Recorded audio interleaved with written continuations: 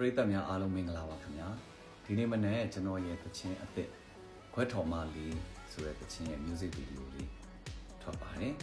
ဒီ music video ကို G-Shock ကနေအဓိကကူညီပံ့ပိုးပေးထားပါတယ်ဒီနေ့သချင်းအသစ်ထွက်တဲ့အထင်အမှတ်အနေနဲ့ကျွန်တော် TikTok မှာပရိသတ်တွေအားလုံးပါဝင်လို့ရတဲ့ campaign လေးတစ်ခုစီစဉ်ပါမယ်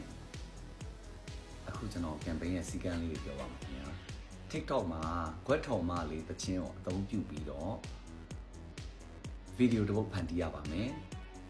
ဒီသချင်းဖြစ်ရပါမယ်ကြိုက်တာလုပ်ပါဆိုခြင်းဆိုကခြင်းကကြိုက်တယ်လို့ဖန်တီးပါသချင်းကခွဲထော်မလေးသချင်းဖြစ်ရပါမယ်ပြီးရင် hashtag နဲ့မြန်မာလိုခွဲထော်မလေးဆိုပြီးတော့ရေးပြီးတော့တင်ရပါမယ် hashtag မှန်အောင်ရေးပေးပါ hashtag စာလုံးပေါင်းလည်းမှန်ရပါမယ်ခင်ဗျာ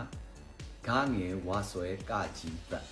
ခွဲထော်မလေးပါ hashtag ခွဲထော်မလေးဆိုပြီးတော့တင်ပေးပါ